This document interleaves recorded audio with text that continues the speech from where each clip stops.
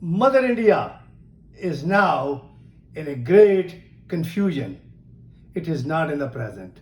They are totally conditioned. I was 4 years old when 1946 the Muslim people came to our home and told my father, who was living in the present at that time, and they told him, this country will be divided. You go to Delhi or wherever. So at night we took the train to come to Amritsar. And that was 1941, 1946. And I tell you, my father was always living in the present. And then we came to Amritsar, finally the New Delhi. He was always in the present. He never yelled at me. He was a watcher. Watcher is from the existence. He was a literally living existence.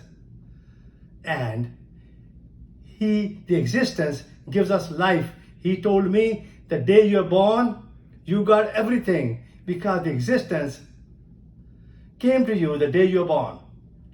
I learned that 1941 when he was in Dera Baba Nanak, and he learned from there. And that was before his marriage. And he again told me, 1970, he came to United States and he told me, you should learn how to live in the present, but the time will come and you will learn it. And I was a doctor, came to United States. Then my papa told me, you get married to this American girl, that's great, but live in the present. Then I came here, and finally I've gone through all the turmoil in my life. I have beautiful wife, 5 children, and they're all living in the present. And my wife is trying to be in the present. She is. Total love she has given me. And my oldest daughter, she's partially awake. Second daughter, totally awake.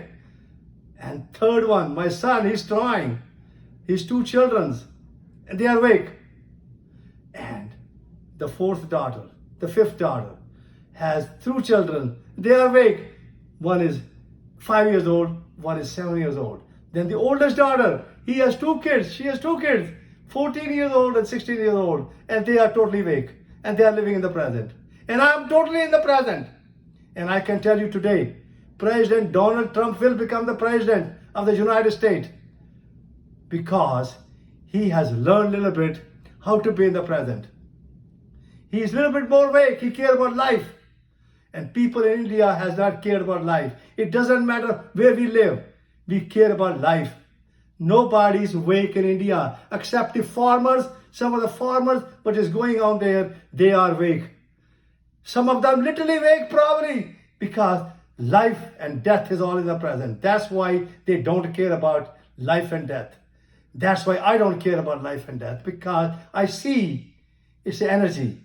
I am becoming every second a neo-biological molecule of this life and energy, which is every second a new one is forming, because our body has 100 trillion cells, and our body, each cell has 100 trillion atoms, electron, proton, and neutrons. And everybody in India, especially, they should watch Osho. They can also watch my YouTube under Dr. Baba Steve Bedi. And they can also look at that book called The Cancer Cure Yourself. That's the body, but I'm talking about cancer cure of your mind. And that's what you all have in India. And please take care of the people, the farmers. That's where the food is coming. And they are living in the present. I can tell you today, I can feel it. Don't hurt them. Because if you hurt them, the whole India will be gone. It'll be a total disaster. It'll be disintegrated. Please keep it one, make a life, liberty, make a happiness, life, love, and laughing. And that's what we need. Please communicate with the farmers, because the communication is the biggest problem in the life. And if you break that communication with them, the whole Mother India will be disintegrated.